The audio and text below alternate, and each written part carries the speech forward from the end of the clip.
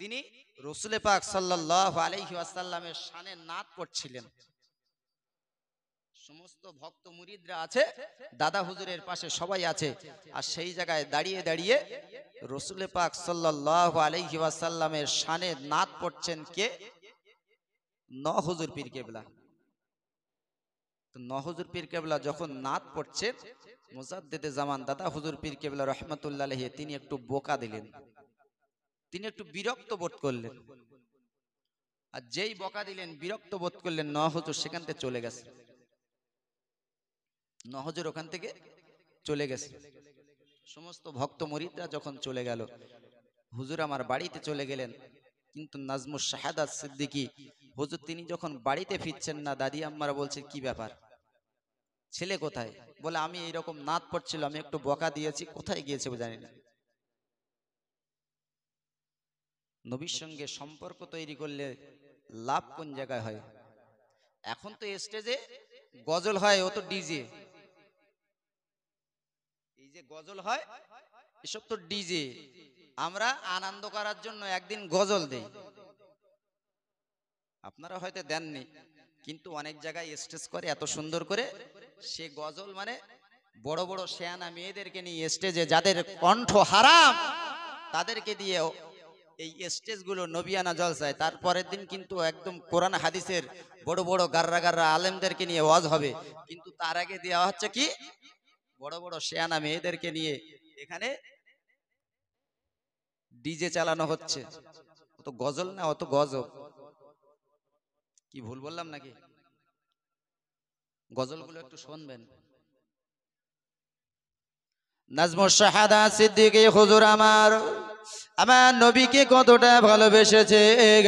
মুজাদ্দিদে জামান দাদা হুজুর পীর কেবলা বলছেন, আমি এমন করে সমস্ত ভক্ত মুরিদদেরকে নিয়ে বসে আছি, আর নাজমুস শাহাদাত সিদ্দিকী এমন করে রাসূলের শানে উর্দু নাট পড়ছেন। আমি বিরক্ত বোধ করে আমি আমার কলিজার টুকরা সন্তান নাজমুস শাহাদাতকে বকলাম। আবার নাজমুস শাহাদাতকে যেই বকেছি, নাজমুস শাহাদাত সঙ্গে সঙ্গে বাড়ি থেকে চলে গেল। আমি যখন বাড়িতে গিয়ে জিজ্ঞাসা করলাম, নাজমুস শাহাদাতের মা, ও নাজমুস শাহাদাতের মা, বলো না আমাদের নাজমুস শাহাদাত কোথায়? আমাদের নাজমুস শাহাদাত কোথায় বলো না। বলে বলতে পারবো না কোথায়, এখনো পর্যন্ত বাড়িতে আসলো না। মুজাদ্দিদে জামান কুতুবে আলম আমির শরিয়ত দাদা হুজুর পীর কেবলা রাহমাতুল্লাহ আলাইহি হুজুর আমার সঙ্গে সঙ্গে মোরাকাবায় চলে গেলেন। মোরাকাবায় তিনি এমন করে মোরাকাবায় চলে গেলেন, মোরাকাবায় গিয়ে দেখছেন আমার নাজমুস শাহাদাত কোথায় গিয়েছেন, কেন বাড়িতে আসে না? আমি এমন করে বকা দিয়েছি, কোথায় চলে গেল? নাজমুস শাহাদাত সিদ্দিকী হুজুর আমার কোথাও খুঁজে পাওয়া যাচ্ছে না হুজুরকে। হুজুরকে যখন কোথাও খুঁজে পাওয়া গেল না, এমন সময় দেখতে পাওয়া যায় আল্লাহর বাগান ওলি মুজাদ্দিদে জামান পীর আবু বকর সিদ্দিকী হুজুর আমার রাহমাতুল্লাহ আলাইহি তিনি দেখছেন আল্লাহর বাগান ওলি এমন করে দেখছেন বিশ্বনবী আমার জনাবে মুহাম্মদুর রাসূলুল্লাহ সাল্লাল্লাহু আলাইহি ওয়াসাল্লামের মাজার মুকাদ্দাসের পাশে দাঁড়িয়ে দাঁড়িয়ে আমার কলিজা টুকরা সন্তান ছেলে এমন করে দাঁড়িয়ে দাঁড়িয়ে তিনি নাত পড়ছেন। জোরে বলা যাবে না? কোথায়? ফুরফুরা কোথায়? আর রসুলের মাজার কোন জায়গা? মদিনাতুল মুনাওয়ারায়। আমার তো ভাইয়ের আব্বা তো সবসময় থাকেন, এখনো তিনি আছেন উমরায়, সবসময় মানুষদেরকে নিয়ে যান। কোথায় কত ঘন্টা, 6 ঘন্টা 7 ঘন্টা করে সময় লাগে দমদম এয়ারপোর্ট থেকে সেখানে। হুজুর বলছেন আমি একটু বকা দিয়েছি, নাজমুস শাহাদাত বাড়ি থেকে বাইর হলো, বাড়ি থেকে বাইর হয়েছে, কোথাও যখন খুঁজে পাওয়া যাচ্ছে না, আমি মোরাকাবায় চলে গেলাম।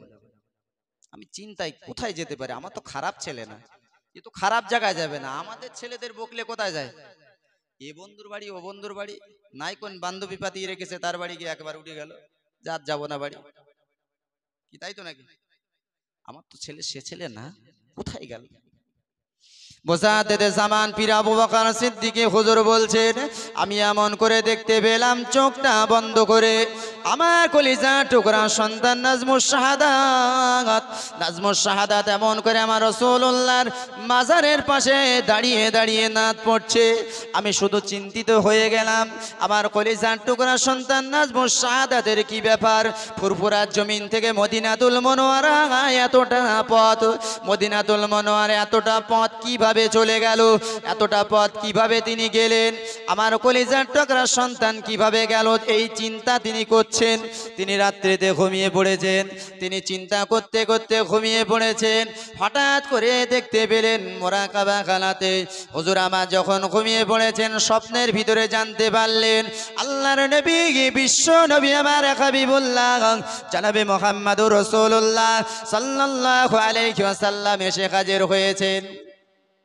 ও বাবা আবু বকর, ও বাবা আবু বকর, চিন্তা করো না বাবা, তুমি তোমার কলিজার টুকরা সন্তানকে বকেছো কেন বাবা? বকেছো তোমার পাশে বসে বসে, তোমার পাশে বসে বসে তোমার কলিজার টুকরা সন্তান নাজমুস শাহাদাত আমার নামে এমন করে নাত পড়ছিল। আমার কাছে এত পছন্দনীয় হয়েছে, আমার কাছে এতটা পছন্দনীয় হয়েছে, আমি রাসূলুল্লাহ এই নাতকে শুনছিলাম।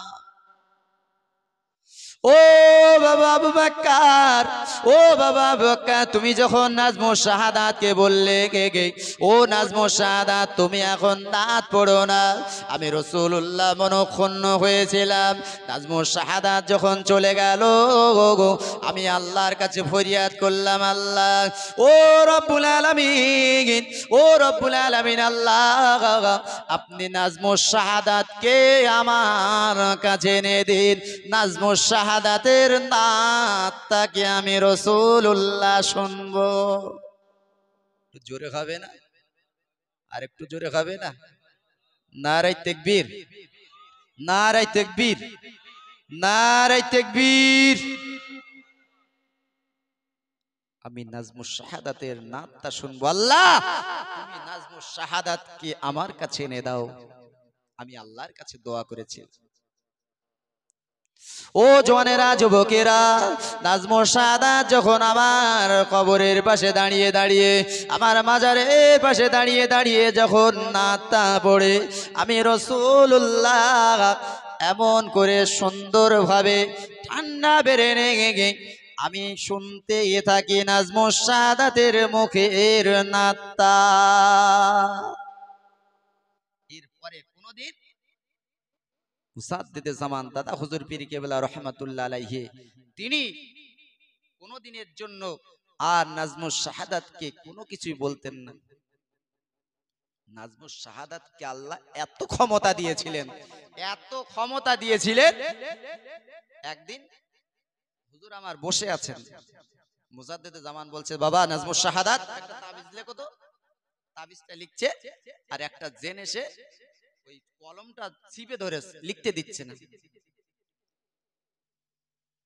জেনে কলম চিপে ধরেছে, লিখতে দিচ্ছে না। তা নাজমুস শাহাদাতকে যখন কলম চিপে ধরে লিখতে দিচ্ছে না, তখন দেখতে পাওয়া যাচ্ছে যে জেনটাকে যা কোনো ভাবে তাড়িয়ে দিয়েছে।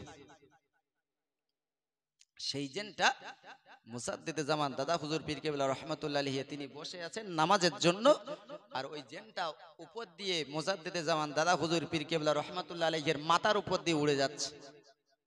আর যেই উড়ে যাচ্ছে, হুজুর পীর কেবলা রহমাতুল্লাহ আলাইহি তিনি ওই জেনটাকে ধরলেন। তোর এত বড় ক্ষমতা, আগের দিন তুই আমার পেন চিপে ধরেছিস, তোকে আমি ক্ষমা করে দিয়েছি, আর তোর আজকে আমার আব্বা যেখানে বসে আছে আমার আব্বার মাথার উপর দিয়ে যাচ্ছিস, এত বড় ক্ষমতা তোর কে দেশ? তো বলে একটু শাস্তি দেওয়ার জন্য ধরে ঠ্যাং ধরে আছাড় মেরেছে। কার বলেন দিন? কার মেরেছে? জেনের মেরেছে। আর একটা আছাড় যেই মেরেছে, জেন ওতে মারা গেছে।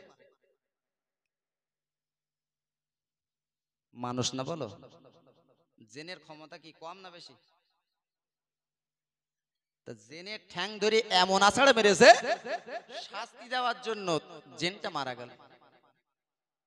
জিনের দল এসে হাজির, জিনের দল এসে হাজির হলো মুজাদ্দিদে জামান দাদা হুজুর পীর কেবলা রহমাতুল্লাহ আলাইহির কাছে এসে হাজির হলেন। হুজুর, আপনার ন ছেলে নাজমুস শাহাদাত আমাদের একটা জিনকে এমন করে আষাঢ় মেরে মেরে দিয়েছে হুজুর, এর বিচারটা আপনার কাছে চাই, বলুন না আপনি কি বিচার করবেন। ওই সময় নাজমুস শাহাদাতকে ডাকলেন। মুজাদ্দিদে জামান ডেকে বলেছিলেন, বাবা নাজমুস শাহাদাত, কি ব্যাপার বলো না, তুমি কি এই জিনটাকে আষাঢ় মেরে মেরে ফেলেছো? ওই সময় জিনটা এমন করে যখন জেনেরা দাঁড়িয়ে আছে বিচার নেবেন, কার কাছে বিচার দিয়েছেন? আব্বার কাছে ছেলের বিচার দিয়েছেন। নাজমুস শাহাদাত বলেছিলেন, আব্বা জান, না না, আগের দিন আপনি যখন আমাকে তাবিজ লিখতে দিয়েছেন, তাবিজটা লিখছিলাম, এই জিনটা এত বিয়াদবি করেছে, আমি তাবিজটা লিখছি, আমার কলমটা চিপে ধরেছে। হুজুর, আব্বা জান, না না, আমি সেদিন তাকে ক্ষমা করে দিয়েছিলাম, কিন্তু আজকে আপনি যখন নামাজের জন্য আছেন, নামাজের জন্য বসে আছেন, বিয়াদবি করে আপনার মাথার উপর দিয়ে চলে যাচ্ছিল, আমি এমন করে আপনার সঙ্গে বিয়াদবি করাটা মেনে নিতে পারিনি, আমি এমন করে মেনে নিতে পারিনি। হুজুর আব্বা জান, সেই কারণে আমি তাকে শিক্ষা দেওয়ার জন্য, তাকে শাস্তি দেওয়ার জন্য, বুঝিয়ে দেওয়ার জন্য আমার আব্বার সঙ্গে বিয়াদবি করলে, তিনি হলেন বিশ্বের এমন করে মুজাদ্দিদে জামান, তিনি যুগ সংস্কারক, তার মাথার উপর দিয়ে তুমি যাও, তার সঙ্গে বিয়াদবি করো। না না, এটাকে বোঝানোর জন্য তাকে আমি আছাড় মেরেছিলাম, কিন্তু মারা যাবে এটা আমি বুঝতে পারিনি। জিনের সর্দার তারা শুনলো, জিন সমস্ত দলবল তারা শুনলো, শুনে বললেন, হুজুর, আমরা আর বিচার চাই না, আমরা বুঝতে পেরেছি আমাদের সঙ্গী, আমাদের ভাইয়ের দোষ, অতএব চলো তাকে নিয়ে সমস্ত জিন চলে যায়। জোরে বলুন সুবহানাল্লাহ। এরা যদি আল্লাহর পাওয়ারফুল মানুষ না হয়, পাওয়ারফুল মানুষ না হলে এই রকম কাজ কারোর দ্বারা সম্ভব হয়? হ্যাঁ, তাহলে আগে তো পাওয়ারফুল হতে হবে, পাওয়ার নিয়ে আসতে হবে, ক্ষমতা নিয়ে আসতে হবে। যদি আমরা ক্ষমতা আনতে পারি, পাওয়ার আনতে পারি, তাহলে তো লাভ হবে। কিন্তু তারা কি এই ক্ষমতাটা তৈরি করেছিলেন, পাওয়ারটা তৈরি করেছিলেন, কেউ কি দিয়ে দিয়েছিলেন না নিজেদের কর্মের জন্য? তারা তাদের কষ্ট মেহনত করার পরে তারা ওই জায়গা পেয়েছিলেন। কষ্ট করতে হয়েছিল নাকি? তাহলে আমাকে আপনাকে দুনিয়ার জমিনে কষ্ট করে যেতে হবে। নবিয়ানা জলসায় আমরা বসেছি, নবীর আদর্শগুলো আমাদের নিজেদের জীবনে বাস্তবায়ন করতে হবে।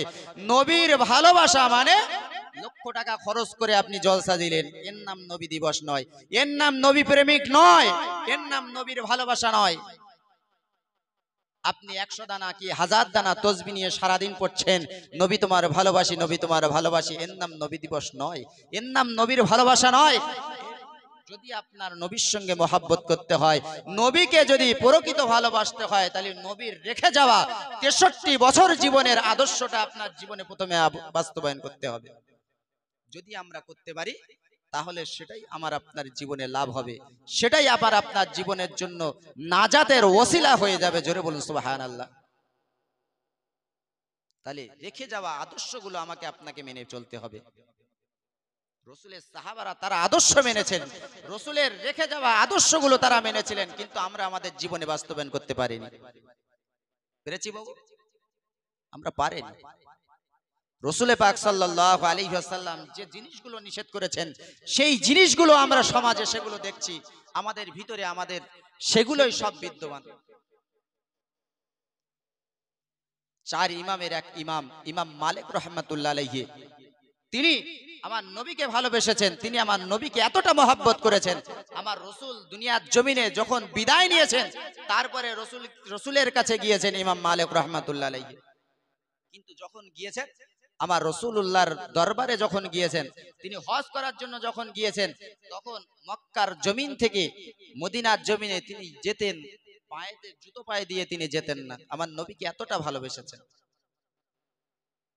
আমার নবীকে এতটা মহব্বত করেছেন, তিনি জুতো পায়ে দিয়ে তিনি হজে যেতেন না।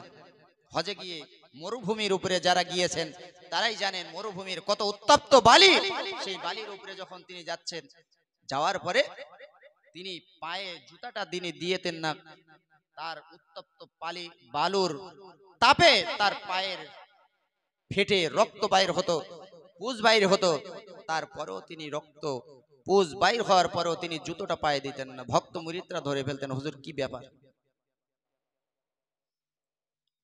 চার ইমামের এক ইমাম, ইমাম মালিক রাহমাতুল্লাহ আলাইহি ওই সময় বলেছিলেন, ও আমার ভক্ত মুরিদেরা শুনে রেখে দাও, আল্লাহর নবী, বিশ্ব নবী আমার এমন করে মক্কা নগরীতে তিনি ঘুরে ঘুরে দিন ইসলামের প্রচার করতেন, সমাজের মানুষের কাছে ডাকতেন, সমাজের মানুষের কাছে গিয়ে বলতেন, সমাজের মানুষেরকে ডেকে ডেকে বলতেন, ওগো সমাজের মানুষেরা তোমরা পড়ে নাও কলেমা লা ইলাহা ইল্লাল্লাহু মুহাম্মাদুর রাসূলুল্লাহ। এই একত্ববাদের প্রচার যিনি যখন করতেন, সমাজের মানুষের আমার নবীকে মারত, সমাজের মানুষের আমার নবীকে পাথর মারত, সমাজের মানুষের আমার নবীকে, নবীর পিছনে বাচ্চাদেরকে লেলিয়ে দিত, এ বাচ্চারা যাও, ওই যে মুহাম্মদ হলো পাগল, ওই মুহাম্মদকে পাথর মারো, ইট মেরে মুহাম্মাদের গায়ে রক্ত ঝরিয়ে ফেলো, মুহাম্মদকে দুনিয়ার জমিন থেকে শেষ করে দাও। আল্লাহর নবী কত কষ্ট করে মেহনত করে তামাম মক্কার জমিনে, তামাম মদিনার জমিনে কোথাও না কোথাও রাতের অন্ধকারে দিনের বেলা কত কষ্ট করে ঈমানের কালেমার প্রচার করেছেন। আমি ইমাম মালিক জানি না আল্লাহ রসুল কোন রাস্তা দিয়ে গিয়েছেন, আল্লাহ রসুল কোন রাস্তা দিয়ে হেঁটে হেঁটে গিয়েছেন।